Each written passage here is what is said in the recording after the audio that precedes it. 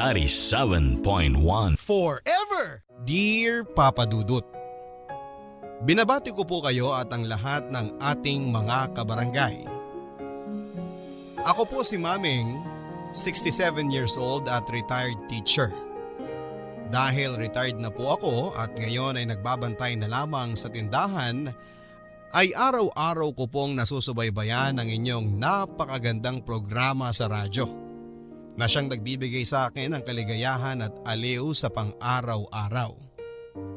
Ang ibabahagi ko po sa inyo ay tungkol sa masalimuot at malungkot na pinagdaanan ko kung kailan ako po ay tumungtong na sa huling yugto ng buhay ko, na sana'y kapulutan din ang aral o inspirasyon kahit na papaano ng inyong mga tagapakinig. Tubong Bicol po ako, Papa Dudut. Ngunit nang mag-asawa at magkaanak na po kami ng asawa kong si Rico, ay lumipat na po kami sa Maynila. Nasa mga 30 anyos pa kami ng asawa ko nang nagpa-Maynila kami. Karay-karay ang aming nag-iisang anak na si Ronaldo. Nakakuha po ako ng trabaho bilang teacher sa isang public school. Nakakuha po kami ng isang maliit na apartment sa may bandang Blumentritt. Nang nagpa-Maynila po kami ay wala din kaming mga kamag-anak o kakilala sa Maynila. Kaya't kapag kapos kami o may problema ay wala din kaming kaagad na maaasahang tutulong. Naging mahirap po ang buhay namin ni Rico. Pero sa awa ng Diyos ay nairaos naman po namin ang pagpapaaral namin sa nag-iisang anak namin na si Ronaldo. At kapag weekend ay meron kaming extra na pera para makakain sa labas. O kung hindi man ay makapanood ng sine ng buong pamilya. Dahil kami rin po ang kauna-unahang nagpa-Maynila at medyo nakakaangat ng kaunti ang estado ng buhay, ay naging parang bahay tuluyan na rin kami ng mga kamag-anak namin na sumusubok ng kanilang swerte sa Maynila. At nang tumagal nga po ay ang ilan sa aking pamangkin na plinanong magkolehiyo sa Maynila ay sa amin na rin po nanunuluyan. Linda, pasok anak! Kumusta naman ang biyahe mo? Okay naman po, Auntie Maming. Halika dito, ipakita ko muna ang kwarto mo sa'yo. Marami po talagang salamat, Auntie ha. Naku, walang anuman. Pasensya ka na at maliit tong kwarto ha. Naku, ano po ba kayo, Auntie? Yung bahay nga po namin, di ba? Halos malaki lang ng konti dito. At saka pasensya ka na at banig lang muna to. Kasi yung kama ni Ronron, inilipat na muna namin dun sa kwarto namin mag-asawa. Ha? Naku, lumipat pa po si Ronron dun sa kwarto nyo? Mga lalahanin yun, okay lang yun. Baka wala na pong privacy yung bata. Hindi ba high school na rin siya? Okay lang, lalaki naman yon. Ikaw babae ka kaya kailangan mo ng privacy. At saka bukod pa riyan, di ba yung pinsan mong si Risa? Mukhang dito rin sa Maynila gustong papag-aralin ni Uncle Estong mo sa 1 taon. Kung magkataon, 2 kayo mag-share ng kwarto. Sana okay lang din sa'yo. Naku, Auntie, syempre naman. Kami na nga lang din ang nakikituloy sa inyo. Pati rin po pala si Risa dito na rin sa Maynila mag-aaral. Kung makapasa siya sa scholarship. Kawawa naman yung pinsan mo na yun tumawag sa akin nung isang araw umiiyak. Nalaman kasi niya na dito ka na mag-aaral kaya nainganyo. Gusto daw kasi talaga niya na dito sa Maynila mag-aral. Pero ayaw payagan ni Estong. Kasi nga daw mahal. Ipinagpipilitan na doon na lang daw siya mag-aral sa Bicol. Para makatulong doon sa bukid. Diba, honor student din yung pinsan mo na yun. Kaya ang sabi niya, susubukan niya raw na kumuha ng exam para sa scholarship. At kapag nakapasa raw siya, mag-working student din daw siya tulad mo para may maibigay dun sa kanila. Ang sabi ko kako, huwag siya mag-alala at kung ano man ang maging desisyon nila mag-ama bukas na bukas tong bahay namin para sa kanya. Naku, Auntie Maming, hulog po talaga kayo ng langit sa amin. Huwag po kayong mag-alala at tatanawin namin itong malaking utang na loob sa inyo. Sus, wala yun. Syempre sino pa ba naman ang magtutulungan kundi tayo magkakamag-anak, hindi ba? O siya sige, ilapag mo muna yung gamit mo dito at tena sa kusina. Naganda ako na mamimerienda mo at sigurado ako nagutom ka sa biyahe. Maraming salamat po ulit, Auntie Maming, sa pagpapatuloy niyo sa akin dito. Pati po sina Mama at Papa, sobrang pasasalamat din sa inyo. Walang anuman kamo. O tara na at makalusaw na yung yelo dun sa juice.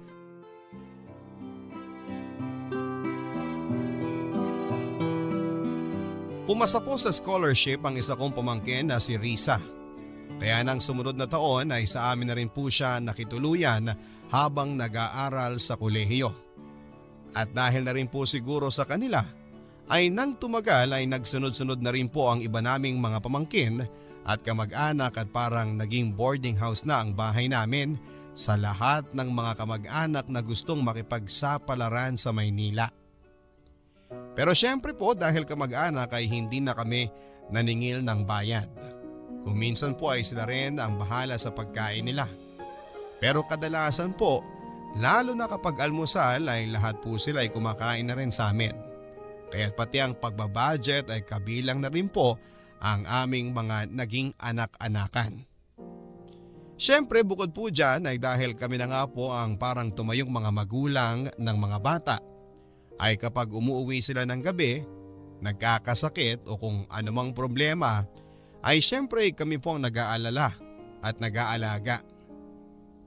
Mabuti na nga lang din po at naging maunawain din ang aking asawa at anak, kaya kahit na masikip po ang bahay namin ay tingin ko'y naging ayos lang din naman po sa kanila.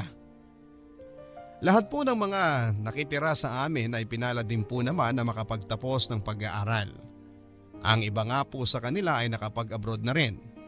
At nang makita po namin na lahat sila ay nalagay na rin sa ayos, naging independent at naging mas maalwan ang buhay, ay sapat na pong sukli sa amin ng Diyos para sa aming kabaitan.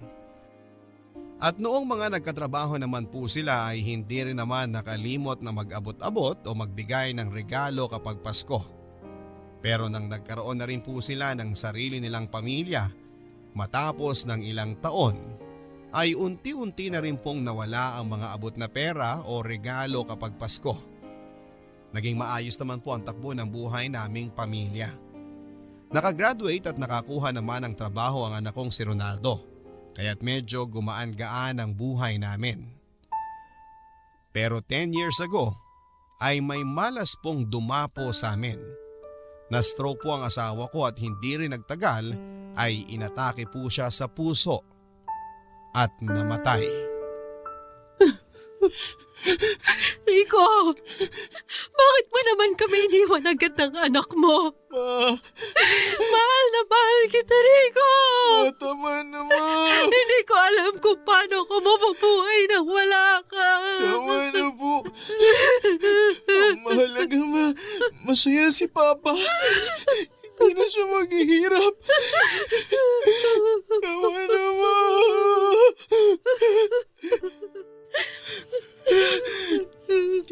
Auntie Maming, Ron, Ate Linda, mabuti nakarating ka. Wala na Uncle Rico mo, Linda. Napakabait po ni Uncle Rico, Auntie. Sigurado po ako kung nasaan man siya ngayon. Masaya na siya at payapa.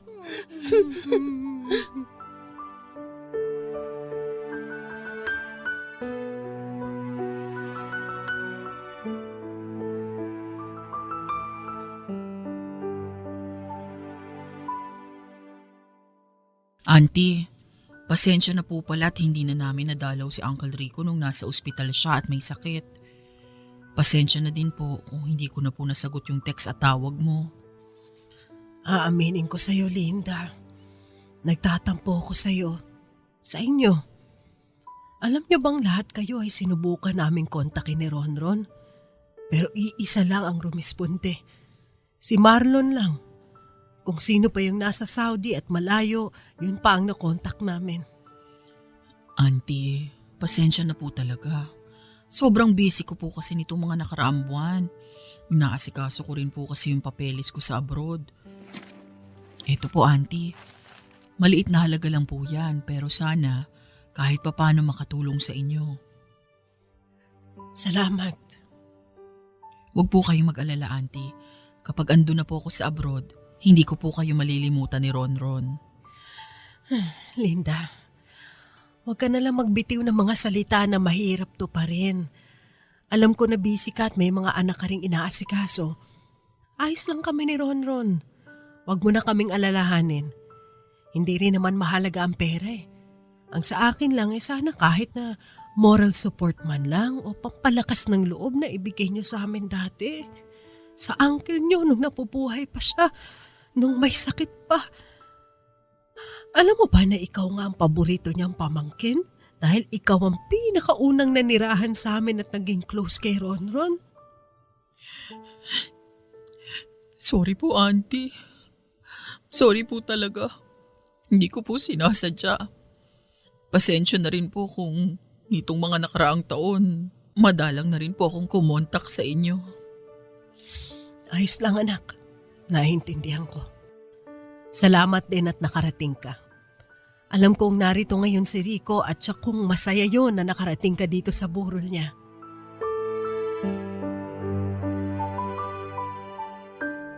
Years po matapos na mamatay ang asawa kong si Rico ay may panibago na namang dagok na dumating sa pamilya namin. Na-dengue po ang anak kong si Ronaldo at sa kasamaang palad po dahil huli na nang malaman namin at medyo mahina din ang resistensya ng anak ko ay hindi po niya nakayanan. At matapos ng 1 linggo sa ospital ay pumanaw din. Dahil hindi na rin po nakapag-asawa si Ronaldo ay bigla-bigla po tuloy ay naiwan na lamang ako ng mag-isa sa buhay at lubog sa utang sa ospital at mga kamag-anak. Sinubukan ko pong maging malakas, Papa Dudut. Pinanlabanan ko po ang dalamhati ng pagkawala ng 2 taong pinakamahalaga sa buhay ko. Kahit na minsan ay iniisip ko po na sana'y kunin na rin ako ng Panginoon para malagay na rin ako sa tahimik at makapiling ko na lamang sila sa langit. Pinanlabanan ko po ang magalit sa Diyos, Papa Dudut. Sa kabila ng kabaitan at mga pagkakawang gawa naming pamilya, ay tila naging kapalit ay pighati. At akala ko nga po ay hanggang doon na lamang ang paghihirap na mararanasan ko. Pero 3 years ago ay na-diagnose naman po ako na meron akong osteoporosis. Mahina ang buto ko. At ang sakit ko na raw pong yun ay lalala ng lalala sa mga susunod na taon. Kaya pinagbawalan na rin po ako na magbuhat ng mga mabibigat na bagay at mag-ingat sa pagkilos dahil konting dulas ko lang daw po ay maaari akong mabalian ng matindi. At ang pinakamalala po sa lahat ay baka dumating din ang panahon na maging halos disabled na ako dahil sa sakit ko sa buto. Isang araw ay nagkatotoo na nga po ang sinabi ng doktor. Habang naglilinis po ako ng CR ay nadulas ako sa sahig, Papa Dudut. At sumabog po ang napakatinding kirot sa aking balakang. Halos mawalan po ako ng malay sa sakit, Papa Dudut. Pero pinilit ko po na hilahin ang sarili ko at gumapang hanggang sa makarating sa may sala upang abutin ang cellphone ko sa sofa. Agad ko pong tinawagan ang aking kapatid na si Estong upang humingi ng saklolo. Halos 7 oras din po ako na nakaratay sa sahig at iniinda ang sakit, Papa Dudut. Hindi ko na rin po naramdaman ang gutom dahil sa tindi ng sakit sa aking balakang. At nung kinagabihan po ay sa wakas ay dumating na ang pamangkin kong si Risa at ang anak niyang si Makoy na taga Laguna at dinala ako sa ospital. Mahigit 1 linggo po ako na-confine sa ospital, Papa Dudut. At dahil sa dami ng bayarin ay halos nalimas din po ang mga naipon ko. Dahil din po sa aking kondisyon ay napilitan po tuloy ako na magretiro na sa pagtuturo at mamalagi na lamang sa bahay. Pero dahil mag-isa na lamang po ako sa buhay at halos baldado na dahil sa aksidente ay kumukuha na lamang po ako ng mga katulong sa bahay na maghahanda ng pagkain at maglalaban ng mga damit ko. Ngunit 6 na buwan lang po na puro palabas ang pera ay nag-worry na ako sa kalagayan ng aking pangpinansyal kaya't itinigil ko na rin po ang pangungupahan ng kasambahay at nagsumikap na lamang na mabuhay na mag-isa. Sandali lang. Ay. Sandali lang, paparating na. Ate Babeng! Estong! Risa! Naku, mabutit na padalaw kayo. Tuloy, tuloy. Mano po, auntie? Kaawaan ka ng Diyos. Sandali, paghahanda ko kayo ng merienda, ha? Ate, ano ka ba? Halos hindi ka na nga makakilos dyan eh. Eto, kami na may dala na merienda para sa'yo. Risa, dali! Asikasuhin mo ito. Ikaw na mag-ayos ng mamimerienda natin. Naku, wag na, nakakahiya naman kay Risa. Ano ka ba, Mameng? Bayaan mo na yan. At sa ating tatlo, siya ang pinakamalakas. O siya, sige. Ihanda mo na itong memeriendahin natin, Risa. Sige po, tay. Mabuti naman at nakapunta kayo dito sa Maynila. Kasi, binyag na nga po ni Risa. May apo na si Risa? Si Makoy, nabuntis yung girlfriend. Hindi mo ba alam? Risa! Akala ko ba inimbitan ninyo ang auntie mo sa binyag? Nag-text po ako sa inyo, auntie. Hindi niyo po ba na-receive yon? Wala akong nire-receive. Pambihira naman, Risa. Bakit kasi text lang ang ginawa mo? Hindi mo tinawagan ng auntie mo? Pasensya ka na, ate, ha? Nako, okay lang.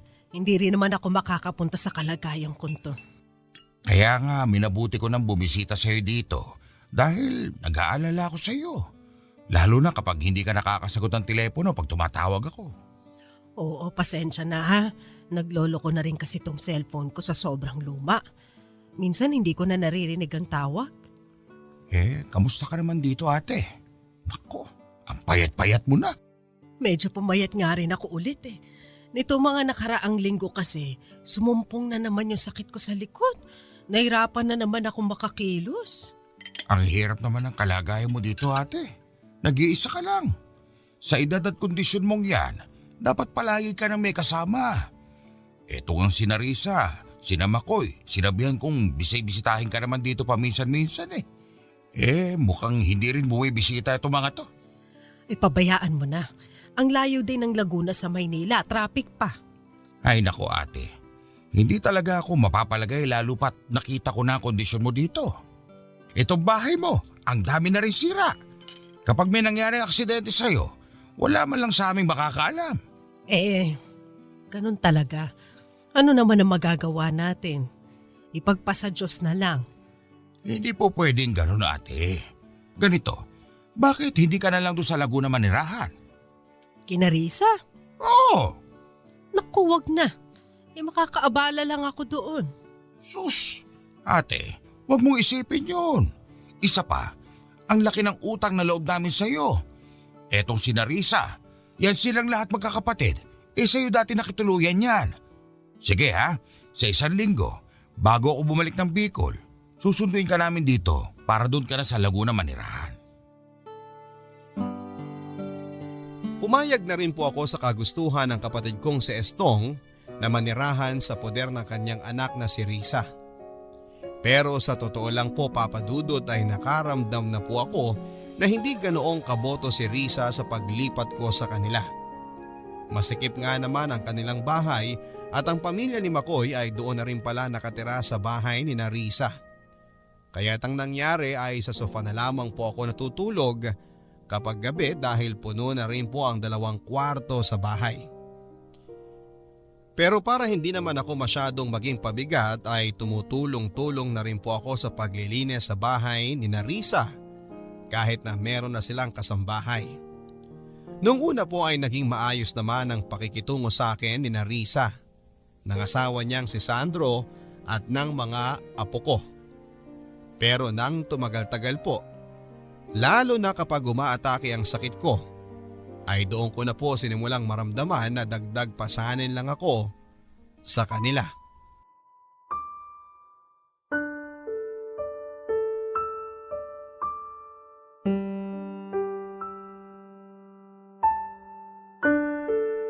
Nay Mameng! Kakain na ho! Salamat, Wena. Wena, pwede mo ba akong humaakay papunta sa CR? Eh mamaya na ho! Pagkakain nyo para isang puntahan na lang sa CR. Naiihi kasi ako eh. Buena, may nilagay akong pantalon sa labahan. Siguraduhin mong malaban agad yun ha, gagamitin ko bukas. Sige po, Sir Sandro. Sige, alis na ako. Sir, pwede ho ba kayong makausap? Tungkol saan? Sir, pwede ho ba akong makahingi ng kahit konting increase sa sweldo ko? Ha? Sir, ang dami ko nang gawain dito sa bahay eh. Nung pumunta naman ako dito, ang usapan lang natin luto, laba, plancha, linis ng bahay lang ako. Ngayon, may baby na si Makoy. Minsan sa akin pa pinapaalaga. Tapos ngayon, pati matandang baldado inaasikaso ko na rin. Minsan-minsan lang naman yan ah. Si Makoy ho, minsan lang nagpapaalaga. Pero itong lola nyo ho, parang caregiver na po ako dito eh. Magkano bang gusto mong dagdag? Kahit dagdag 1,000 lang po kada buwan. Pwede na ho yung pagtiyagaan. 1,000? Laki naman nun. Sir, kung hindi nyo ho kakayanin baka lumipat na lang po ako ng trabaho niyan. Sayang naman, 5 taon na ho ako dito sa inyo. Tiwala na kayo sa akin. Siya. Pag-uusapan namin ng Ate Risa mo pag-uwi niya. Sige ho, sir. Salamat ho. Hala! Bakit naman basa dyan sa sahig? Pasensya ka na, Wena. Hina kasi ako eh. Ano ba naman yan? Nakakadiri naman. Bakit naman hindi kayo makapaghintay? Hindi ko na kayang pigilan pa eh. Napakababoy nyo naman. Buti kung kayo ang maglilinis niyan sa akin din yan iaasa. Sige, bayaan mo na. Ako na maglilinis. Ay, wag na. Ako na lang. Anong ginagawa mo? Binibidyo ko yung ihi ninyo sa sopa para ipakita kina ma'am at sir na kulang yung pinapasweldo nila sa akin para sa trabaho ko dito sa bahay. Ang mabidyohan po ako na naihian ko ang sarili ko. Ang pinakamasakit at nakakahiya po sigurong naranasan ko, Papa Dudut. Matapos po ng pangyayaring yon ay hindi ko po mapigilan ang mga luha ko at naiyak na po talaga ako. Pero sa halip na maawa sa akin ay mas nabwisit pa po sa akin ang kasambahay ni Narisa. Pag uwi po ni Narisa ay akala ko'y ipagtatanggol nila ako sa kasambahay, pero sa halip na pagsabihan po si Wena na masyado nang sumusobrang ginagawa niya ay puro singha lang ang ginawa ni Risa, pati na ng kanyang asawa. Parang nabwisit pa po sila sa pagkasira ng sofa at tila parang ipinaparanig po sa akin na ngayon daw ay dagdag gastos dahil kailangan na nilang palitan ng sofa. Hiyang-hiya po ako, Papa Dudut, at sobrang nanliit po ang tingin ko sa sarili ko. Akala ko'y mahirap ang buhay ko noong mag-isa lamang ako sa bahay at baldado. Pero ngayong may mga kasama ako at nakikitira sa mga kamag-anak ay mas nakakaramdam pa po ako na mag-isa ko at walang kakampi sa buhay. Kaya nang gumaling na po ako ng kaunti ay tinawagan ko po ang aking kapatid na si Estong at nagsabi na babalik na lamang ako sa bahay ko sa Maynila. Na nagpumilit po si Estong na manatili ako kina Risa ay napilitan na rin po tuloy ako na ipagtapat sa kanya ang mga hindi magagandang naging karanasan ko sa bahay. Hiyang-hiya po si Estong at galit na galit. Pero nakiusap po ako na huwag nang sabihin kina Risa dahil baka ako rin po ang maipit. Papa Dudut, inihanda ko na po ang sarili ko para makabalik na sa Maynila. Pero isang araw bago ako umalis sa poder ni Narisa ay nagulat po ako nang dumating si Mando, ang asawa ni Linda.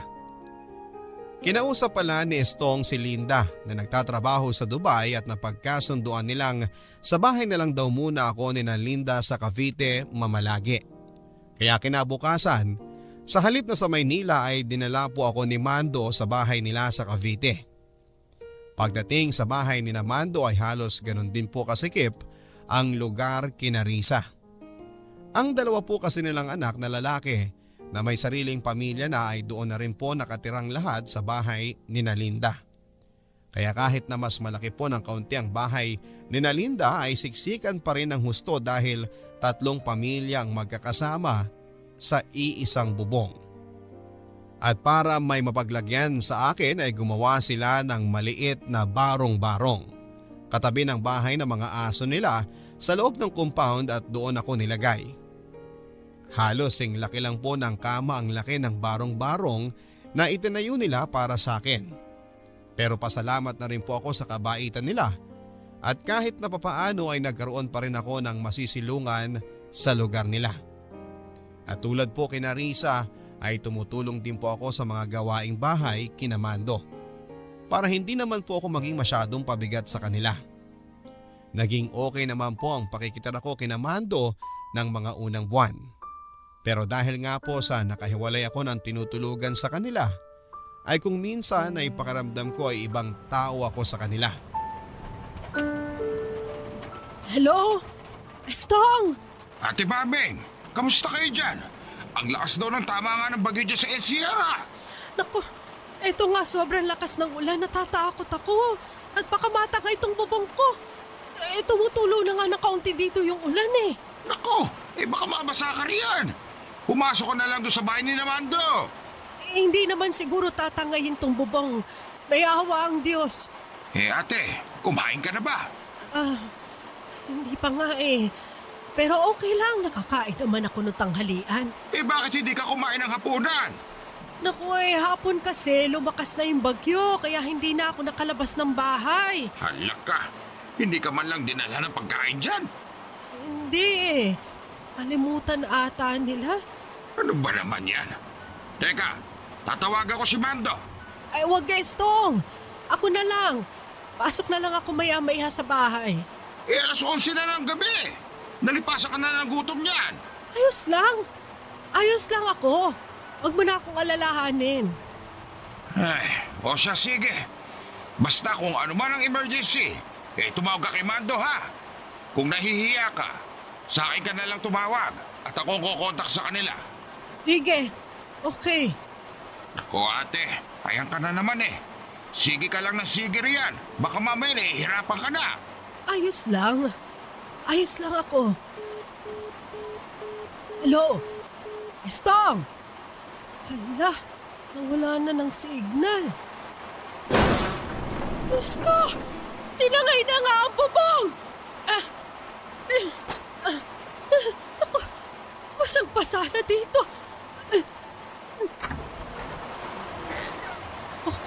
Kailangan ko na pumunta kina Mando. Mando! Mando! Ang nanay-maming niyo to! Buksan niyo ang pinto! Nasira na ang bubong ko sa labas! Mando! Luis! Karina! Buksan niyo tong pinto! Ang nanay-maming niyo to! Buksan niyo na yung pinto, parang awa niyo na! Lamig na ako dito! Mando! Parang awa niyo na! Buksan niyo tong pinto! Hindi po nila ako pinagbuksan ng pintuan, Papa Dudut. Kinabukasan ay nagulat na lamang ako nang ginising nila ako ng tanghali at nakahiga na ako sa sofa. Grabe po ang lagnat at trangkaso ko at nawala na po pala ako ng malay sa labas ng pintuan dahil sa lamig. Ang nangyari po pala ay habang nasa labas ako at kumakatok sa pinto ay hindi nila ako naririnig dahil sa lakas ng bagyo at kahimbingan nila sa pagtulog. Pero hindi rin naman po ako makapagtampo sa kanila dahil hindi naman nila kasalanan na tangayin ang bubong ko at ang hindi nila marinig ang katuko dahil tulog na sila. Dahil nasira na nga po ang barong-barong ko sa labas ng bahay ni Namando, ay pansamantala po muna akong doon natutulog sa sala nila. Mahigit 1 linggo din po na nakaratay ako sa sofa dahil sa matinding trangkaso at lagnat. At dahil lahat po sila doon sa bahay ay busy sa kani-kanilang mga buhay, ay halos wala rin pong nag-aasikaso sa akin noong nakaratay ako. Salamat na lang po sa Diyos at kusa na rin nawala ang sakit ko at nanumbalik din ang aking lakas. Pinatayuan po nila akong muli ni Mando at Linda ng barong-barong sa labas ng bahay nila. Bumalik na po ulit kahit papaano sa ayos ang buhay ko matapos noon. Pero ilang buwan lang po matapos noon ay may isang matinding dalamhati na naman ang dumapo sa buhay ko. Nagkasakit po ng malubha ang kapatid kong si Estong at nang dinala nga po sa Maynila ay napag-alaman ng mga doktor na nasa stage 4 na pala ang colon cancer niya. Ate, maraming salamat sa pagbabantay mo sa akin dito sa ospital ha. Pasensya ka na kung ikaw rin ang naatasan magbantay sa akin. Lahat kasi sila busy eh. Ano ka ba, Estong? Wala ito. Sa loob nga ng ilang taon, ngayon lang ulit ako naging sumaya-saya ng konti. Pero dahil pa sa masamang pagkakataon. Ate, pasensya ka na talaga kay Narisa ha. Sinubukan ko silang kausapin. Pero hanggang sita lang naman ako eh. Sila pa rin ang nasusunod. Matatanda na rin kasi sila. Hindi na kagaya nung mga bata pa na madaling mapagsabihan at agad na sumusunod sa nakatatanda. Ngayon, masalimuot na. Lalo pat may mga kanya-kanya na rin pamilya na iba-iba na rin ang mga ugali. Okay lang yun. Naiintindihan ko naman. Pati ang kina Linda. Pakiramdam ko hindi rin maayos ang trato sa'yo. Doon ka pa itinira sa labas ng bahay nila sa parang halos barong-barong, katabi ng mga aso. Buti pa sana, doon ka na lang sa Bicol tumira. Nako, Estong. Alam ko rin naman na punong-puno na kayo doon. At saka hindi ko rin kakayanin ng ganong kahabang biyahe.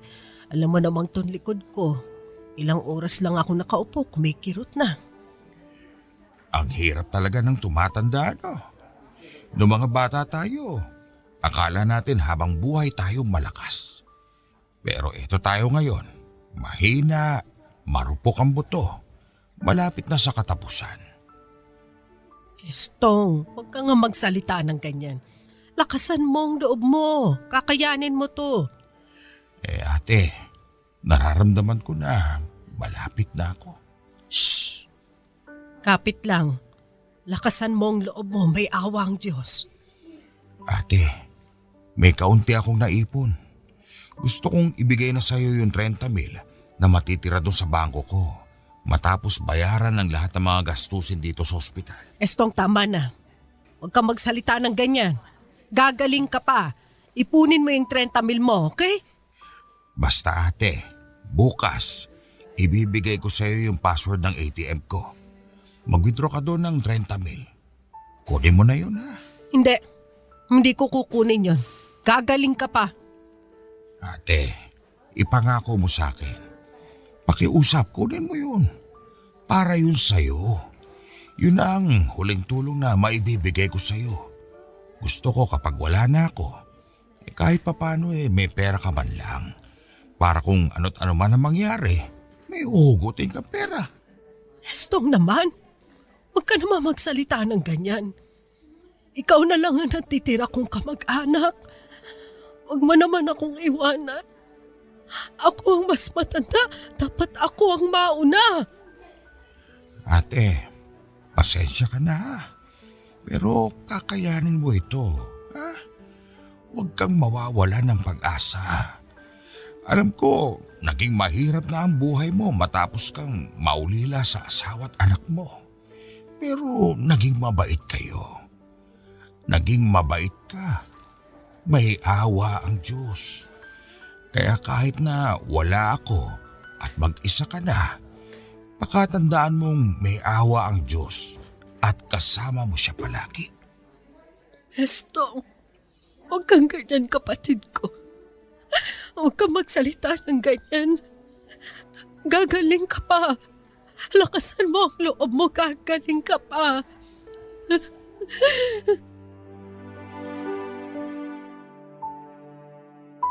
Hindi ko na po natanggihan si Estong at sinunod ko ang kanyang kagustuhan. Kinabukasan ay pumunta na nga po ako sa ATM at winidraw ang 30,000 sa savings niya. At bilang patunay ay ipinakita ko pa sa kanya ang perang winidraw ko. At parang hinintay nga lang po ni Estong na gawin ko yon dahil noong kinagabihan noon ay pumanaw na po siya. Parang pinagsakluban po ako ng langit, Papa Dudut.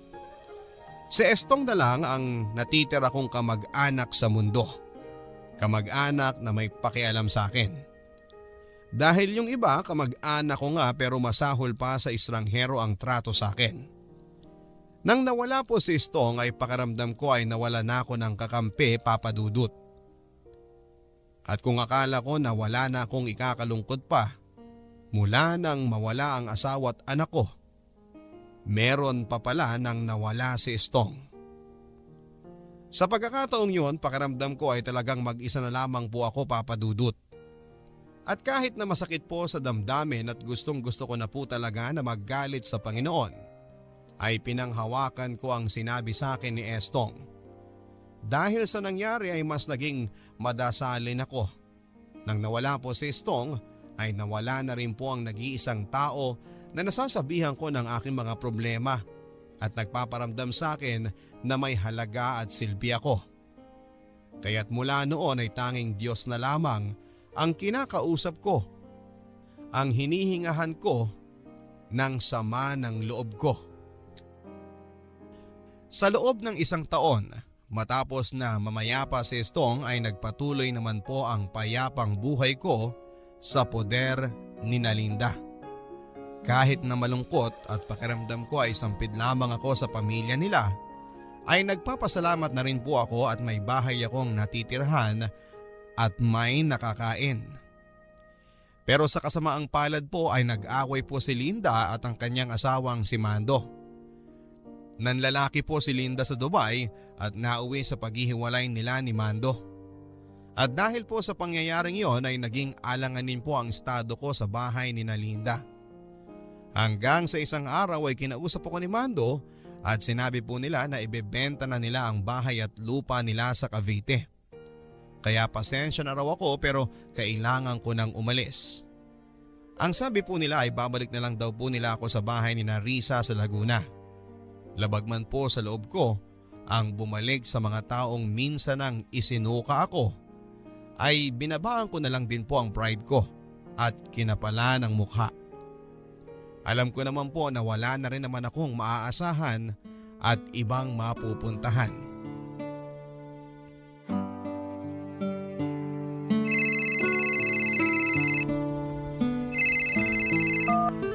Hello?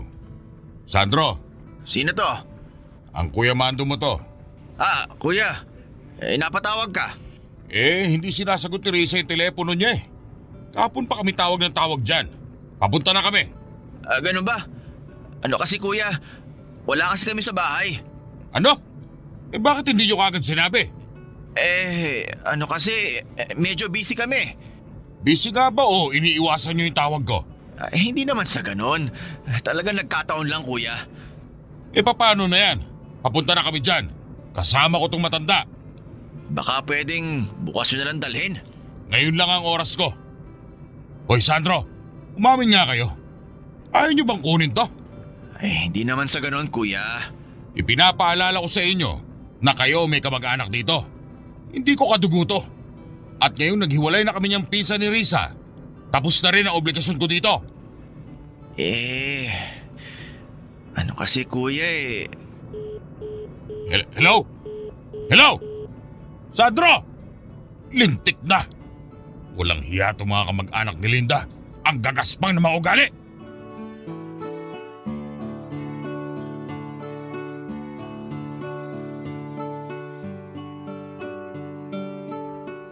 Nay! Nay Mameng!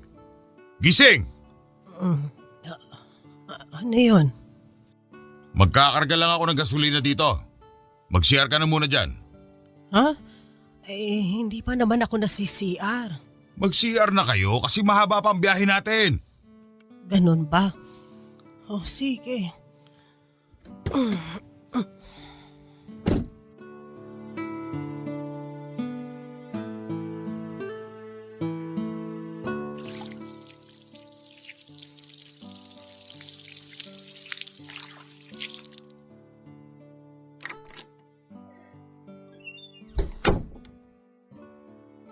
Saan na yung kotse? Mando? Mando? Neng, nakita niyo ba yung kotse dito na puti? Nagpagasolina lang yun ngayon lang eh. Yung puti ho? Naku, umalis na. Sinubukan nga po naming habulin kasi may naiwan. Anong naiwan? Teka lang ho kukunin ko lang. Saan napunta si Mando? Nandito lang yun. Hindi naman ako nagtagal sa loob. Ito po, maleta.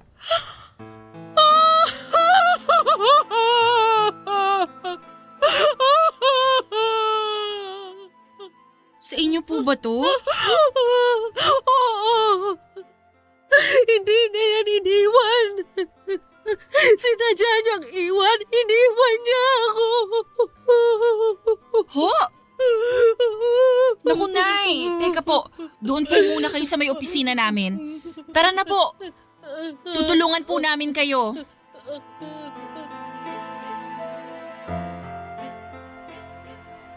Kung dati ay pinanlalabanan ko po ang pakiramdam na parang aso na lang din ang pagtrato sa akin ni Mando nang ginawa nila ako ng barong-barong na katabi ng bahay ng mga aso nila.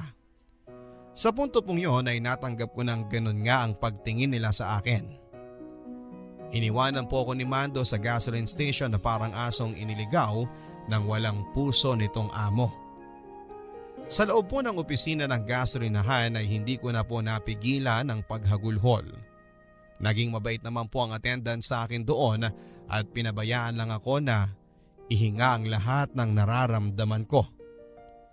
Nang kumalma na po ako ay doon nila ako kinausap.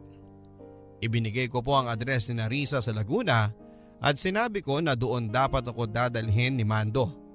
Pero sa kung anumang dahilan ay nag-decide na lamang itong iwanan na lamang ako sa gasolinahan. Dahil po sa nangyari ay nagdesisyon na lamang sila na ihatid na lamang ako kina Risa at hindi kina Mando. Nagmabuting loob po ang isang attendant doon, si Joy. At inalok ako na doon muna sa bahay nila magpalipas ng gabi. At kinabukasan ay siya na rin po ang naghatid sa akin kina Risa sa Laguna.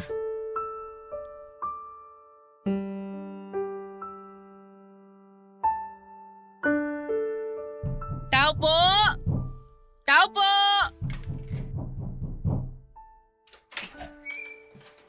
Anong kailangan mo? Nariyan po ba si Risa o kaya si Sandro? Ay wala sila dito. Kasi yung auntie nila andito kasama ko. Dapat ihahatid daw siya dito kahapon. Sinong auntie? Wena! Ako yung sinasabi niya. Ihahatid ako dapat dito ni Mando kahapon. Hindi kita kilala. Ano? Uy, Wena! Ano ka ba? Hindi nga kita kilala sabi Umalis na nga kayo. Teka, baka naman nandyan yung amo mo. Baka pwede naming makausap. Wala nga sila dito Ang kukulit nyo Hoy!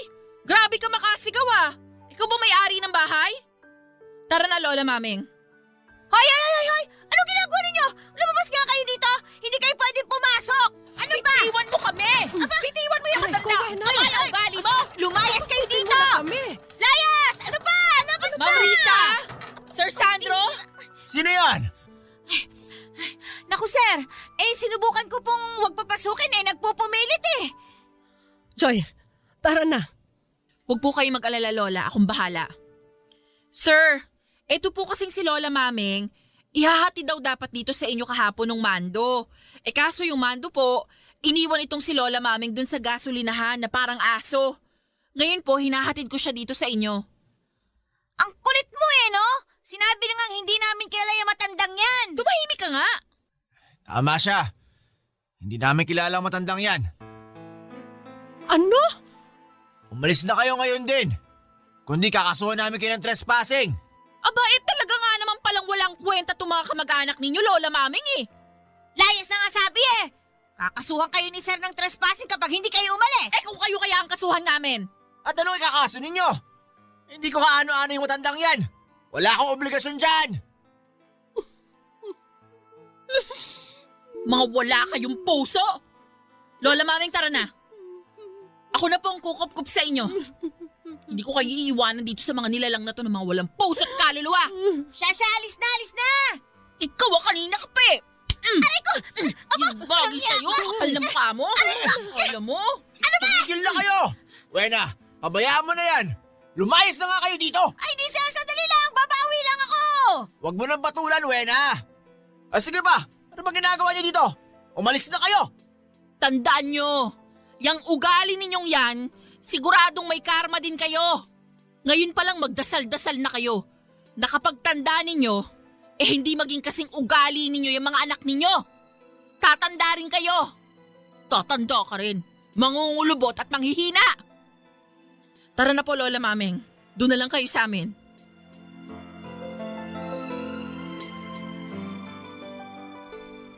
Kinupko po ako ni Joy Papadudut. Sa isang iglap ay bigla akong nagkaroon ng tirahan. Maayos na higaan, regular na pagkain at taong may pakialam sa akin. Sa totoo lang po, Papadudut, hanggang sa ngayon po na sinusulat ko ito ay hindi pa rin ako makapaniwala na bigla na lamang nag-cruise ang landas namin nitong napakabuti at busilak na estranghero na buong puso akong kinupkop at pinagbuksan ng bahay niya. Sa saktong oras po ng pag-iwan sa akin na parang aso ni Mando sa gasolinahan, ay doon ko rin pala makikilala ang tao na magpapakita muli sa akin ng kabutihang walang hinihinging kapalit. Single mother din po si Joy at nang malaman ko ang pangalan ng kanyang anak ay Ronald ay tinayuan po ako ng balahibo. Bigla kong naramdaman ang presensya ng yumao kong asawa at anak. Bigla kong naramdaman na kahit mag-isa lamang ako dito sa mundo ay parang hindi nila ako pinabayaan. Naalala ko rin pong bigla ang kapatid kong si Estong at ang huli nitong sinabi sa akin na huwag daw akong mawawala ng tiwala sa Diyos dahil siyang bahalang magligtas sa mga anak niyang dalisay ang puso. Dahil nakatabi pa rin po ang aking 30,000 na ibinigay sa akin ni Estong ay ginamit ko po yun para makapagpatayo ng maliit na tindahan sa bahay ni Joy. Sosyo po kami, Papadudut. At kung dati pinabayaan lang ni Joy na manirahan ako sa kanila ng libre, pagkatapos po ng unang buwan ng pagtitinda ay nagabot na rin po ako sa kanya ng renta. Tinanggihan po niya nung una pero pinilit ko pa rin po na tumanggap siya sa akin ng renta. Bilang tulong ko na rin sa kanila dahil alam kong hirap din sila sa buhay. At bukod sa akin ay nakapisan din sa kanya ang nakababata niyang kapatid. At sa awa naman po ng Diyos ay palakas ng palakas din po ang benta namin sa tindahan. Mag-iisang taon na po akong nakatira kina Joy, Papadudut. At kahit na kapag may mga panahon na nagkakasakit ako ay naaasahan ko po sila na alagaan din ako. Para po nila akong kadugo at nanay kong itrato. Hindi po katulad ng mga naging sarili ko pang kadugo. Sa punto pong ito ay wala na po yata akong mahihiling pa sa Diyos. Binigyan niya po ako ng himala sa katauhan ni Joy at ng mga kamag-anak niya. At ipinagdarasal ko na lamang din po ay yung mga ibang kagaya ko na nasa huling yugto ng kanilang buhay ay biyayaan din ng Panginoon ng mga taong mag-aaruga at magmamahal sa kanila hanggang sa kanilang huling hininga. Ang inyo pong kapuso at kabarangay, Mameng. Forever. Ang mga kwento ng pag-ibig, kwento ng buhay at kwento ng pag-asa dito sa Barangay Love Stories. Love Stories.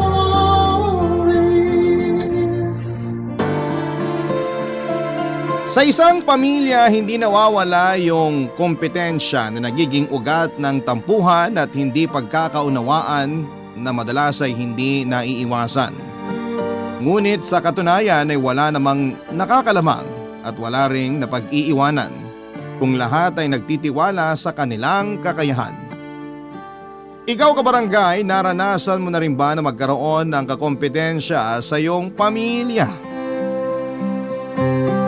Dear Papa Dudut, isang pagbati po sa inyo at sa inyong mga tagapakinig. Lagi po ako nakaabang at nakikinig sa programa ninyo. Hindi lang sa radyo kundi pati na rin sa YouTube at Spotify. Ako po si Michelle, 19 years old at kasalukuyan ng nag-aaral at taga Davao po ako. Nag-online selling po ako para magkaroon ng sariling pera at hindi na umasa sa mga magulang namin na hindi rin naman ganong kalaki ang kinikita. Ikatlo po ako sa 4 na magkakapatid. Ang panganay po sa amin ay si Kuya Ruby na 22 years old na nung mangyari itong kwento ko. Gitarista siya sa isang banda. May asawa siyang walang trabaho at meron naman silang 2 anak. Nakapisan pa rin sila sa amin noong panahon na yon. Yung ikalawa naman po ay si Kuya Froilan. 20 years old naman siya. Hindi siya nakatapos ng high school at addict sa mobile games. Yung bunso naman sa amin na si Karen ay 14 years old pa lamang at nag-aaral na katulad ko. Mananahi po ang nanay ko at ang tatay ko naman ay janitor sa isang private school. Bata pa lamang ay masipag na ako mag-aral dahil pangarap ko pong maging abogado. Pero dahil hindi naman kami mayaman, alam ko nang hindi kakayanin ng mga magulang ko na pag-aralin ako sa kolehiyo at pakunin ng abogasya. Kaya naman ako na mismo ang gumawa ng paraan para talagang makakuha ko ng mataas na grades. Nag-aral ako ng mabuti para makakuha ng scholarship sa college. Papadudot masasabi ko naman po na mabuti at responsableng anak ako sa mga magulang namin. Pero kabaliktaran ko naman po yung 2 kapatid ko na nakakatanda sa akin. Sa kabila ng konting diferensya sa edad namin ay mas mature pa po akong mag-isip kesa sa kanila. Ako kasi yung pinakamaasahan sa amin. Hindi lang sa mga gawaing bahay kundi pati na rin sa ibang mga gastusin. Wala naman sanang problema sa akin na ako lagi ang tumutulong sa mga magulang namin. Pero hindi po yun naging madali para sa akin ng mga panahong yon, Papa Dudut.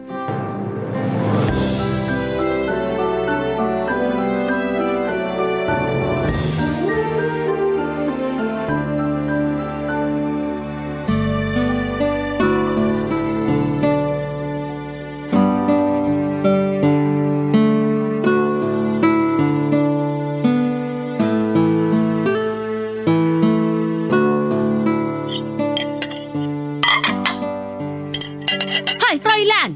Tumulong ka nga dito! Inabot ka na ng gabi kalalaro mo dyan sa cellphone mo! Lintik naman oh! Natalo tuloy ako! Aba! Lintik ako? Kasi naman buong araw ko po pinaghirapan yun. Ay, nakakabwisit! Pinaghirapan? Bakit? Magkakapera ka ba dyan? Sige, kainin mo yung cellphone mo na yan. Tingnan ko kung mabusog ka.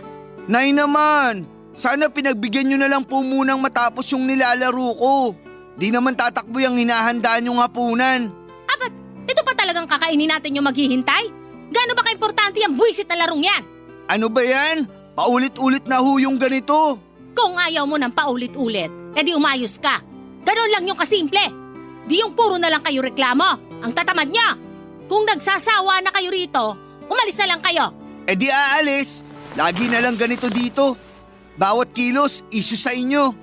Tama yan. Umalis ka na lang kaysa puro ka reklamo dito. Buwiset! Hay!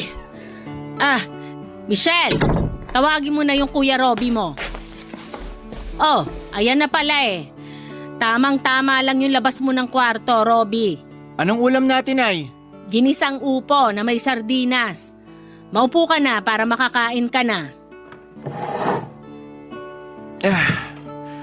Mukhang masabaw tong ulam natin ngayon Ganun talaga. Marami tayong kakain Teka, may lakad ka ba? May gig ho ako, Nay. Mukhang ilang araw ka na namang mawawala. Nag-iwan ka ba muna ng pera? Sabi nung asawa mo, paubos na raw ang gatas ng anak niyo Wala ho akong pera ngayon. Nay, baka pwedeng pahiram muna. Ay, nako! Pag nanghiram ka, hindi naman bumabalik. Doon ka manghingi sa tatay mo. Ubus na raw pera niya Sabi niya sa 1 araw pa siya sa sweldo. Ay. Ikaw, Michelle, may naitatabi ka pa ba dyan? Pahiramin mo nga muna ng panggatas tong kuya mo. 100 lang mapapahiram ko. May paggagamitan din ako. Pwede na yan. Iabot mo na lang mamaya sa ate mo. Baka may 50 ka pa dyan. Bayaran kita pagbalik ko. Pamasahe lang. Oh, heto. May utang ka pang 200 nung isang linggo ah. Oo nga, babayaran ko naman eh. Robby, mabuti pa itigil mo na yung pagbabanda-banda mo at maghanap ka na ng permanenteng trabaho. Hindi niyan mabubuhay yung mag-ina mo kung paraket-raket ka lang. Habang lumalaki yung mga anak mo, lumalaki rin yung gastos nyo. Bakit? Trabaho rin naman ho to ah. Sumusweldo rin ako. Nakakapag-abot-abot din ako dito. Nakakapag-abot ka nga, pero isang beses lang sa isang taon. At yung pag-alis-alis mo, inaabot ka pa ng ilang araw sa ibang lugar nandito yung pamilya mo. Nagbubuhay binata ka. Yung responsibilidad mo dito, nilalayasan mo na lang. Nay, tama na. Kaya ako umaalis eh. Ang ingay-ingay sa bahay na to. Paanong di ingay hindi kayo nagtitino? Ang tatanda nyo na pero lagi pa kayong kailangan paalalahanan kung anong gagawin. Kakain na nga lang tatawagin pa. Nay, kahit maghapon at magdamag pa po kay Manermon, magrereklamo lang ang mga yan pero wala pa rin. Isa ka pa. Gagatungan mo pa mainit na nga yung ulo. Ba't parang kasalanan ko pa? Lupit mo rin kuya no? Di ko na malasahan to pagkain ko dahil sa inyo. Talak kayo ng talak. Alam nyo, hindi ko na alam kung ano pang gagawin ko sa inyo. Paano na lang pag nawala ako? Baka kung saan na lang kayo pulutin. Papa Dudut, hindi lang yata isang beses sinabi sa amin ni Nana yung linya yang yon, Papa Dudut, na pag nawala siya baka kung saan na lamang kami pulutin. Pero alam ko naman na hindi niya yon sinasabi para takutin kami kundi para paalalahanan na matatanda na kami at hindi na dapat umaasa pa sa kanila ni tatay. Kaso nga lang kahit yata 1,000,000 beses niya pang ulit-ulitin na pagsabihan ng mga kapatid ko ay baliwala lang din yon kung hindi naman sila nakikinig. Tuwing ganon kagulo sa bahay namin ay mas pinipili ko na lamang na manahimik kesa makadagdag pa sa ingay. Maliban na lamang kung nasagad na nila ang pasensya ko. Doon ko na hindi napipigilang sumagot para ipaglaban din naman ang sarili ko. Dahil sa pag-alis-alis ni kuya, naghinala na kami noon na meron siyang ibang babaeng kinikita. Sa katunayan, anak niya sa ibang babae yung panganay niya at iniwan lang ito sa kanya. Pero sa halip na alagaan at magpakaama siya ay sa amin at sa bago lang niyang asawa iniwan ang responsibilidad na yon. Sa totoo lang Papa Dudut ay kating-kati na rin akong umalis sa bahay. Gustong gusto ko nang makawala sa negative vibes at mga responsibilidad ko sa buhay. Gusto ko na rin namang makatulong pero hindi sa paraang ako na lang palagi yung sumasalo ng responsibilidad kahit na hindi ko na kargo yon. Tulad na lamang ng pagbibigay ng panggatas ng pamangkin ko na kung tutuusin ay hindi ko naman obligasyon. Pero habang tumatagal ay mas pabigat ng pabigat yung expectations sa akin ng mga magulang ko, Papa Dudut.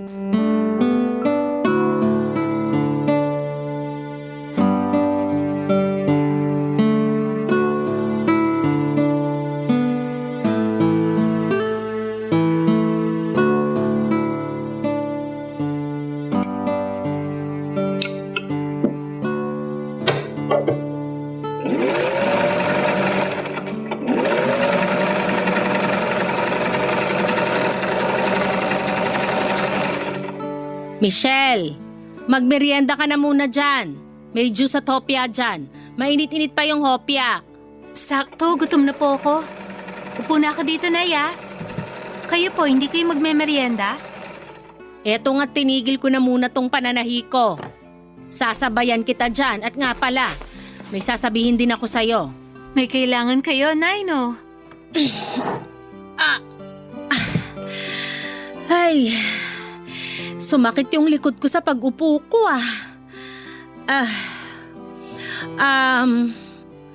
Ano kasi, nak, naisip ko baka gusto mong magbenta nitong mga damit na tinatahi ko dun sa mga kaklase mo. Ganun po ba? Wala pong problema, Nay.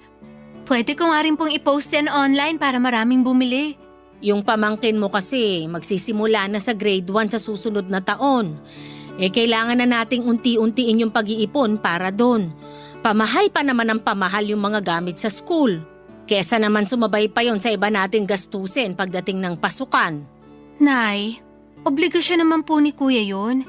Bakit hindi niyo po siya sabihan na mag-ipon din? Kakatrabaho niyo, baka magkasakit na kayo. Ay, para namang di mo kilala yung Kuya Robby mo. Sarili nga niya, hindi niya masustentuhan yung anak niya pa kaya. Hindi ko nga alam kung saan na napupunta yung mga kinikita niya May pagkain pa ba? O ano, Froilan? Inabutan ka na ba ng gutom dyan sa paglalaro mo? Sus, yan na naman ho kayo na Nagsisimula na naman kayo. Ay, merienda na lang to.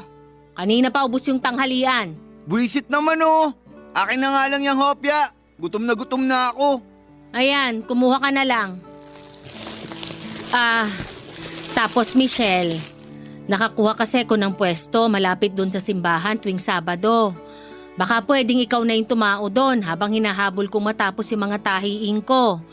Malapit na kasing kunin ng mga suki ko yung pinatahi nila Pero Nay, may org meeting kami nun sa school. Hindi pwedeng hindi ako pumunta. Sus, hindi naman yata yun ganun ka-importante.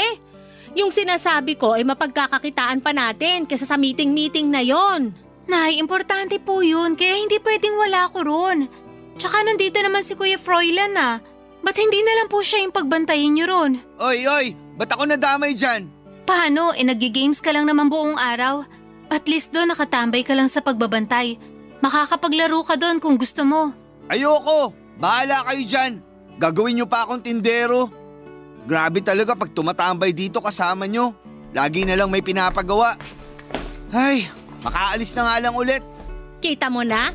Di mo mapagbabantay ng tindahan yung si Froilan. Mas gusto pa nun humilata dito sa bahay maghapon at maglaro na lang na maglaro ng cellphone niya. Ay, tanggapin mo na lang na wala ka nang aasahan sa dalawang kuya mo. Pag ayaw nila, ako na lang po lagi, Nay.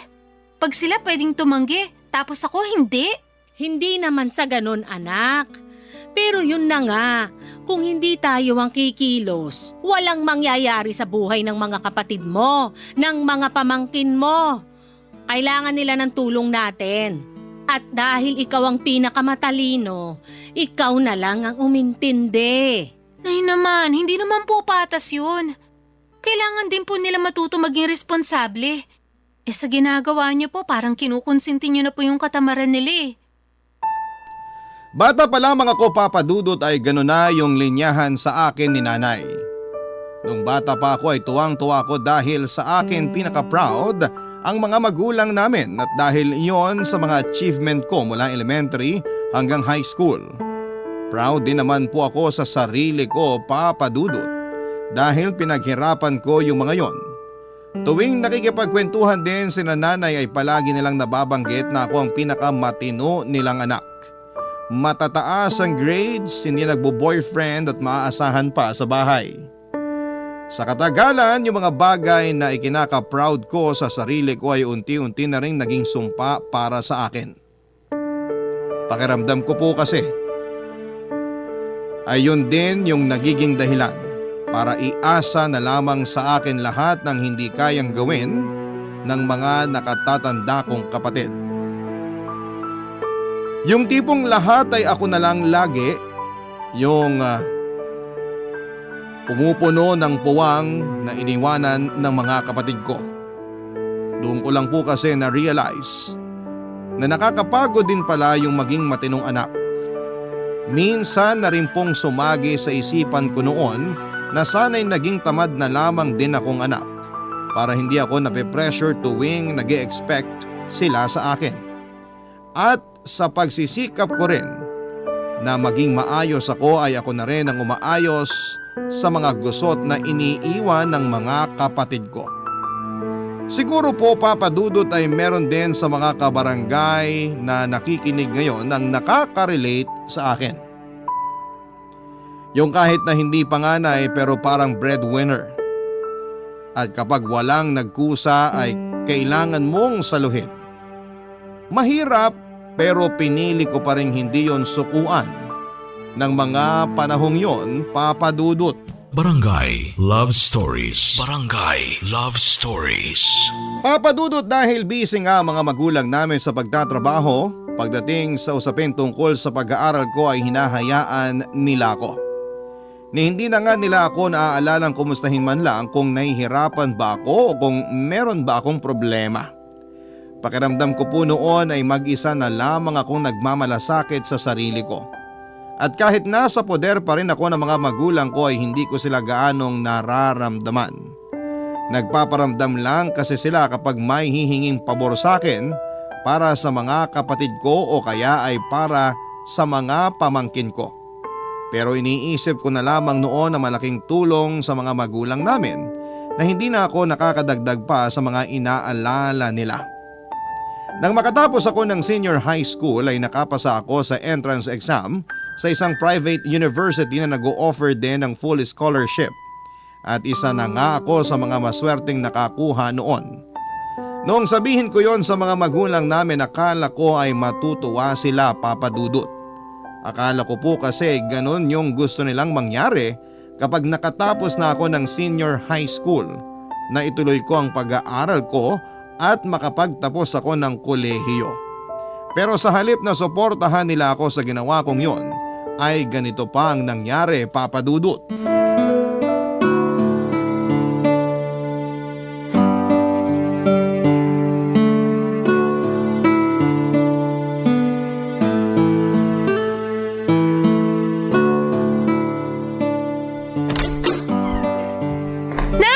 May sorpresa nga pala ako sa inyo!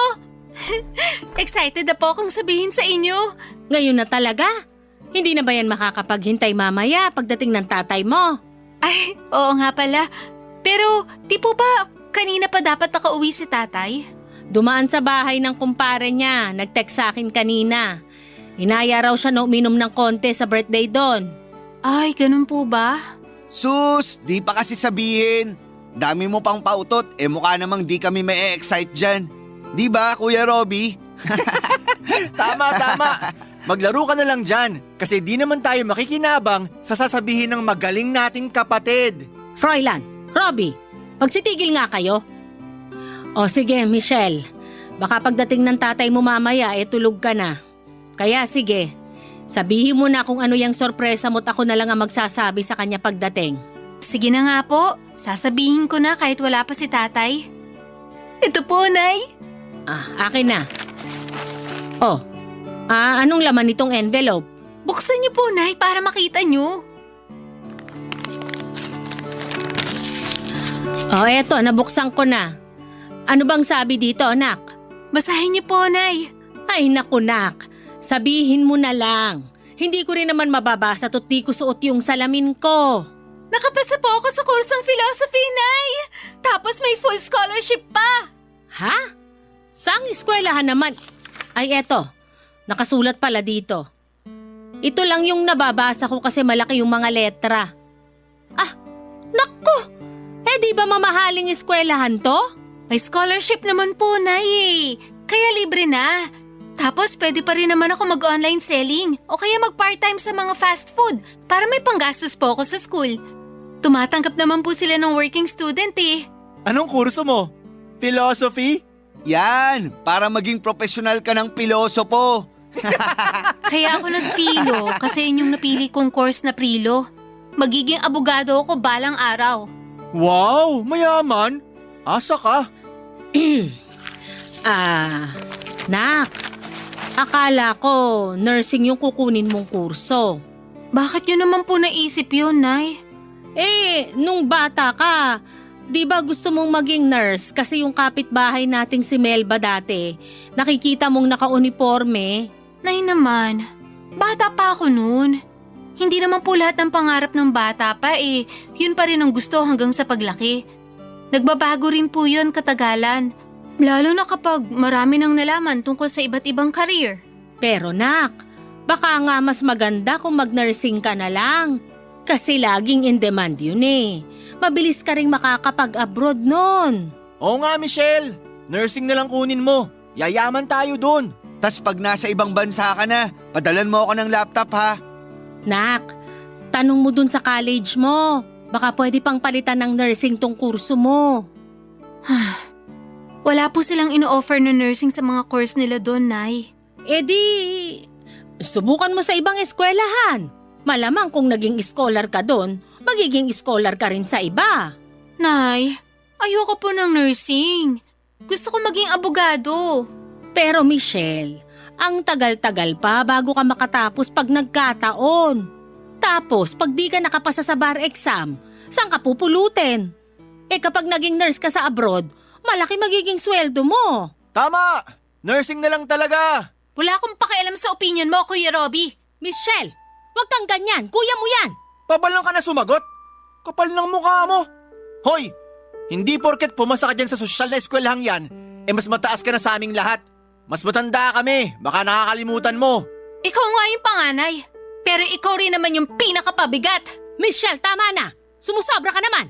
Ang hirap po kasi sa inyo. Kapag sila, okay lang maging makasarili. Pero pag ako, obligadong isipin muna kayo bagay yung sarili ko. Hindi ko na po kayo maintindihan. Kahit mahirap at labag sa kalooban ko, Papa Dudut, ay pinanindigan ko ang pagrebelde ko sa pamilya ko. Sa kabila ng pagtutol nila sa gusto kong kurso ay pinagpatuloy ko pa rin yon.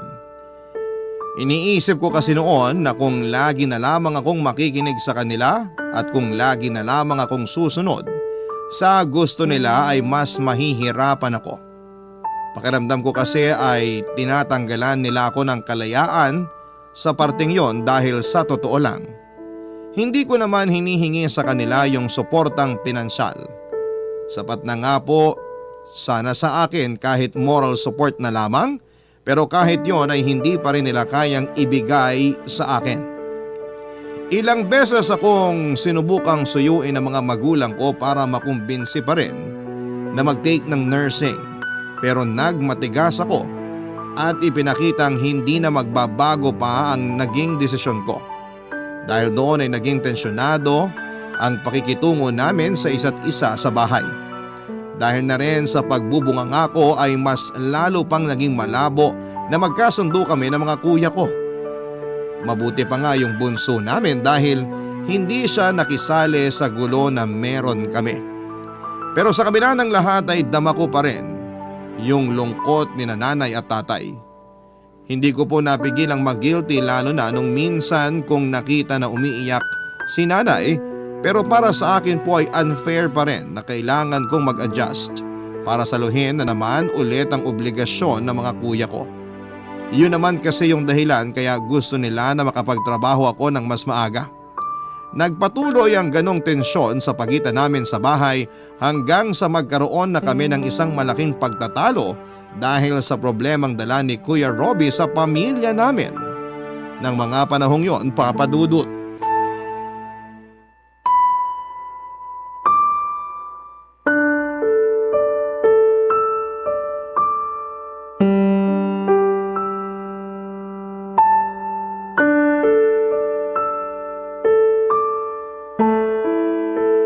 Kuya naman! Hindi mo na nga maasikaso yung asawa at mga anak mo, nagawa mo pang mga babae? At pinagsabay mo pa talaga? Hindi ka na naawa sa asawa mo? Ano bang pakialam mo? Porke nabisto mo yung ginagawa ko, may karapatan ka ng pagsabihan ako? Kuya mo ako, kaya manahimik ka. Kuya nga kita, pero wala ka namang kwenta. Yabang mo ah! Gusto mo masaktan? E di subukan mo. Patunayan mo, lalo na wala kang silbi dito sa pamilyang to. Ikaw na nga yung may nagawang mali, ikaw pa yung may ganang magalit? Mahiya ka naman, kuya. Kailan ka pa ba titino? Pwede ba tigilan mo na yung pagiging bida-bida mo? Huwag mo akong pakialaman sa mga gusto kong gawin sa buhay. Kahit magkama pa ako ng ilang babae, wala na kayo ron. Bida-bida ba talaga ang tingin mo sa ginagawa ko? O ayaw mo lang na may nagpapamukha sa'yo ng mga kapalpakan mo sa buhay? Manahimik ka na! Uumpog kayang ulo mo! Subukan mo! Ano bang nangyayari dito? Nasa labas pa lang ako, dinig na dinig ko na yung sigawan nyo. Naghatid lang ako ng mga tinahikong punda tapos pagbalik ko nagsasabong na kayong dalawa. E paano po may ginawa na namang kalokohan yan si kuya? Nakabuntis na naman po. At meron na namang panganay sa ibang babae. Ano? Totoo ba yun, Robby? Nagsabi na rin po sa ate kanina. Nauuwi na muna siya sa kanila dahil dyan kay kuya. Ano, Robby? Sumagot ka! Alam nga namang itanggi ko pa, alam nyo na. Bida-bida kasi yung isa dyan eh. Di makapaghintay na ako magsabi. Ano ka ba naman? Baka nakakalimutan mo 2 taon mong pinaalagaan yung panganay na anak mo sa kinakasama mo. Tiniis niya na alagaan yung anak mo sa iba, pati yung anak niyo mismo. Hindi pa man lumalaki yung bunso mo tapos… Ano naman sa inyo kung magkaanak uli ako? Wala pa naman yung bata ah. May nakikita na ba kayo? Wala pa, kaya malakas pa ang loob mo ngayon. Pero pag nandyan na, sigurado ako. Ipapaalaga mo na naman at iaasa sa amin yung responsibilidad. Bakit ka ba nagkakaganyan? Hindi naman kami nagkulang sa mga pangaral namin ah. Bakit lagi mo nalang pinipiling gawin yung mali? Nagtataka pa kayo kung bakit ganito yung nangyayari sa akin? Di nyo ba naisip na baka dahil sa inyo to? Kayo yung magulang. Kayo yung dapat sisihin kung ano kahinatnan ng anak. Kuya, tumigil ka nga. Ang tanda mo na. Ikaw na yung responsable sa mga desisyon mo sa buhay. Huwag mo nang ipasa sa mga magulang natin yung mga kapabayaan mo. Choice mo na maging ganyan ka. Hindi mo kami kasama nung nambabae ka. Pero sa problema, dinadamay mo lahat.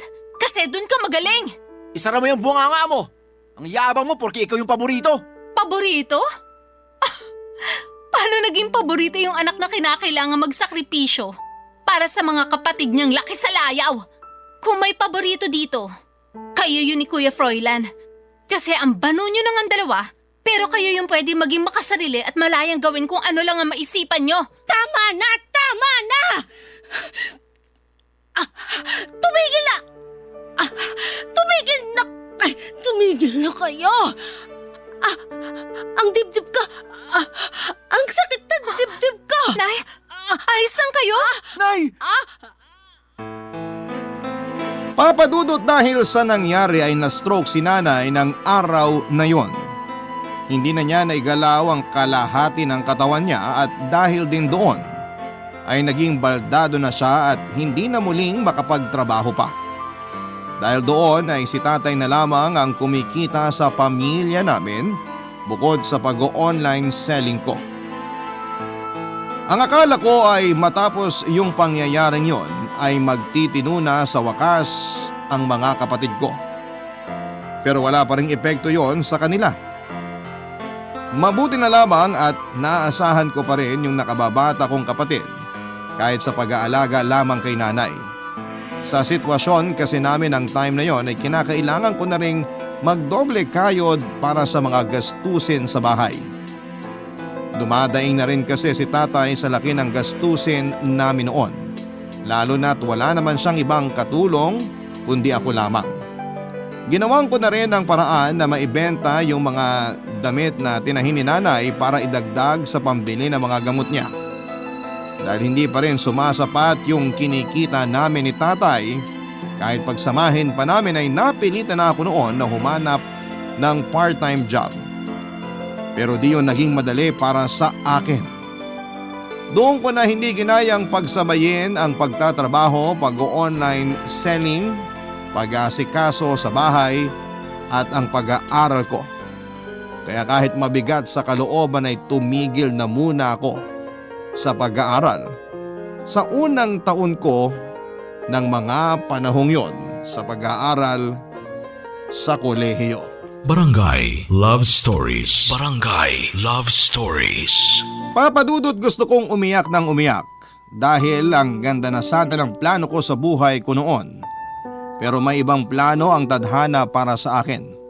Parang pinanganak yata ako para tulungang buhayin ng ibang tao. Pakiramdam ko ay isang malaking sumpa yung nangyari sa akin. At sa bawat paglipas ng araw ay mas lumalalim ang galit ko sa mga kapatid ko at sa buhay kong unti-unti nang nawawala ng direksyon. Para makatulong sa gastusin ay nagtrabaho ko sa isang fast food chain. Yun pa lang kasi ang pinakamadali kong mapapasukan ng time na yon. Yung mga kuya ko naman dahil hindi na sila makahuthot ng pera sa amin ay napilitan na rin sa wakas na magbanat ng buto at dumiskarte para kumita ng sarili nilang pera. Pero imbis na magambag sa bahay ay ginagastos lamang nila para sa mga sarili nila. Ang perang nakukuha nila sa parakit-rakit nila. Si Kuya Froilan ay bumili ng mamahaling cellphone. Si Kuya Ruby naman ay bumili ng mamahaling gitara. Sa tindi ng galit ko noon sa ginawa nila ay napilitan ako na gawin yung bagay na alam kong ikakasabog nilang dalawa Papa Dudut.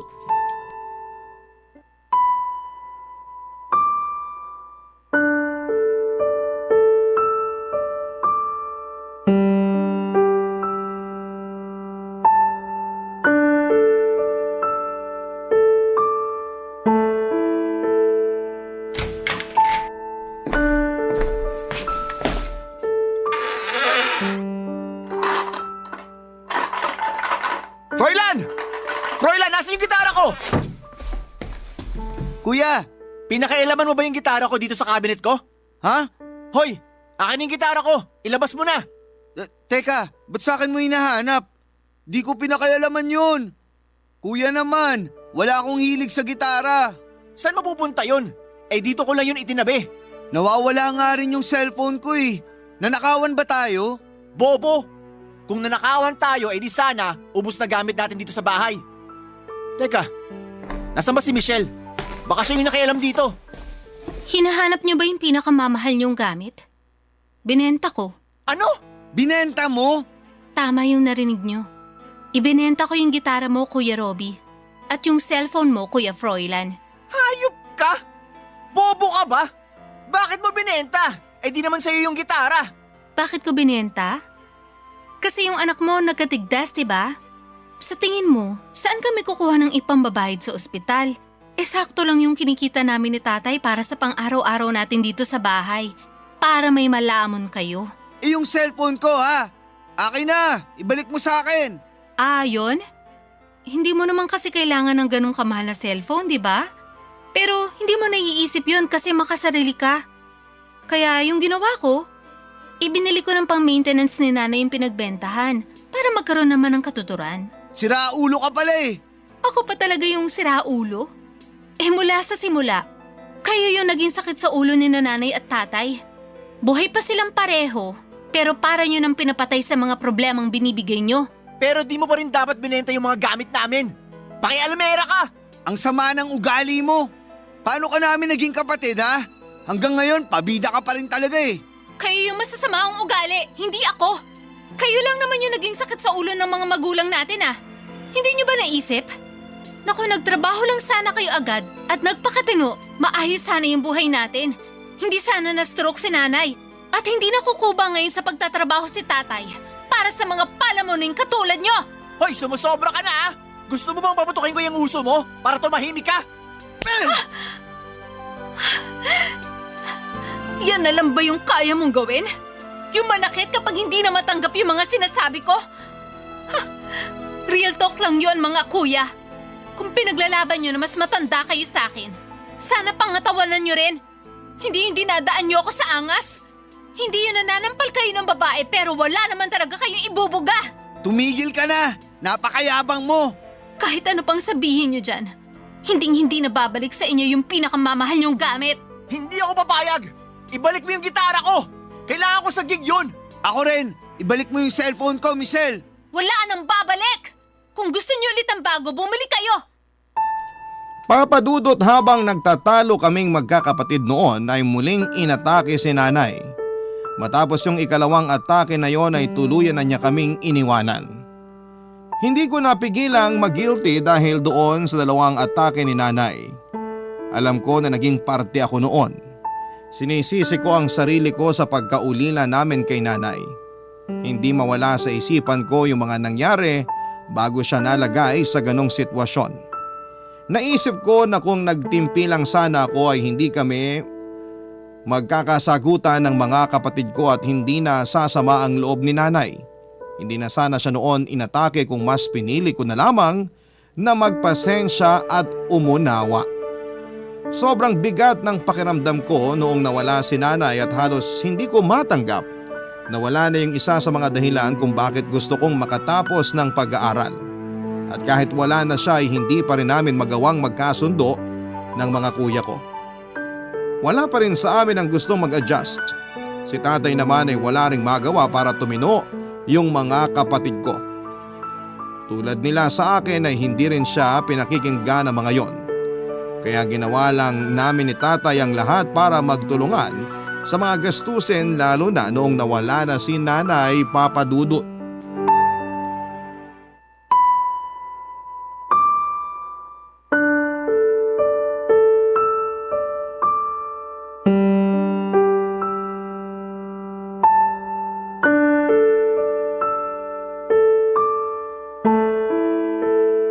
Kasalanan mo to, Michelle.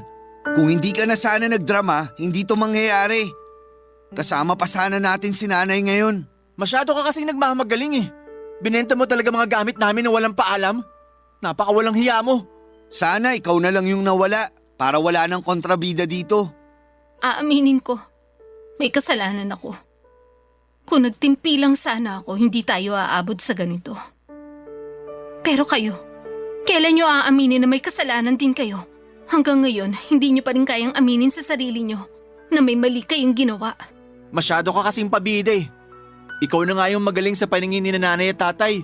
Pati ba naman pag nakatalikod sila, bida-bida ka pa rin? Hindi sana kami nagmumukhang masama sa kanila, kundi dahil sa'yo. At yung ibenta mo yung napundar naming gamit? Hindi na makatwiran yun.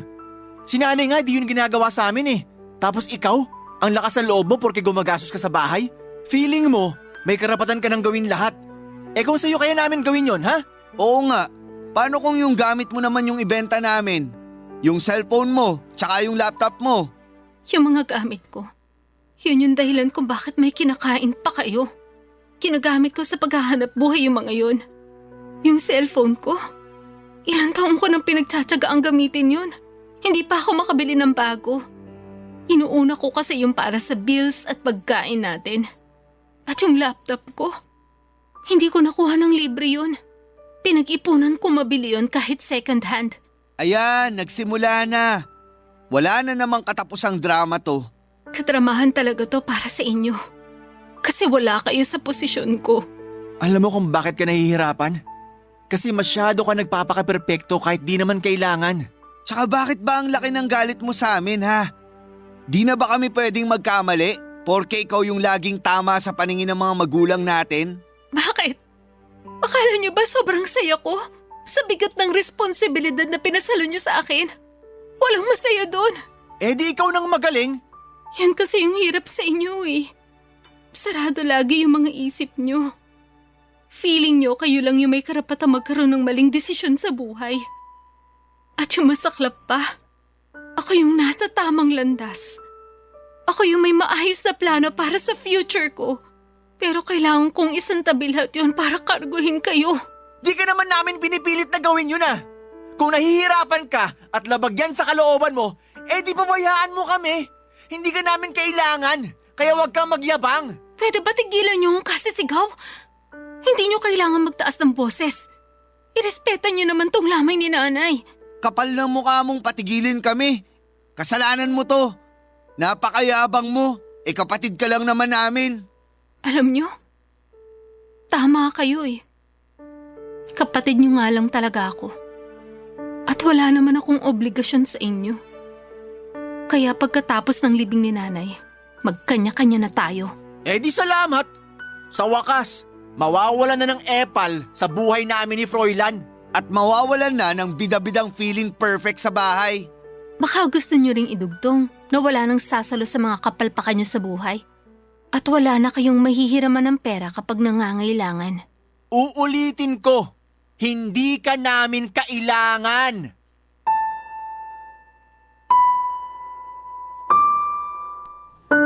Matapos ang libing ni nanay ay pinanindigan ko yung mga binitawan kong salita, Papa Dudut. Buo na ang desisyon ko noon na magkanya-kanya na kami. Pinigilan naman ako ni tatay at ng bunsong kapatid ko pero hindi ko na talaga kayang magstay pa sa bahay na yon at feeling ko na rin naman ay pareho lang kami ng mga kuya ko. Ang kaibahan lang ay makakapalang mukha nila at masyadong matataas ang pride. Alam kong ayaw na rin nila na nandun ako at para mas madali ay ako na lamang ang nag-adjust para sa kanila. Ako na lang ang pumili na lumayo sa kanilang dalawa. Kahit hanggang ngayon na isinusulat ko po ito, Papa Dudut, ay dama ko pa rin ang galit ko. Pero mahirap lang din para sa akin na dahil sa mga irresponsable kong mga kapatid ay naudlot yung pagtupad ko sa mga pangarap ko. At dahil sa hindi namin pagkakasundo ay nawalan na kami ng ina. Mahirap din yung bumukod ng bahay ng nasa murang edad pa pero para sa pangarap ko, sinubukan kong maging malakas hindi lang dahil kailangan kundi yon yung gusto kong gawin. Mas mabuti na rin kasi na malayo ako sa dalawang kuya ko dahil hindi nawawala yung negative vibes hanggat magkakasama kami sa isang bahay.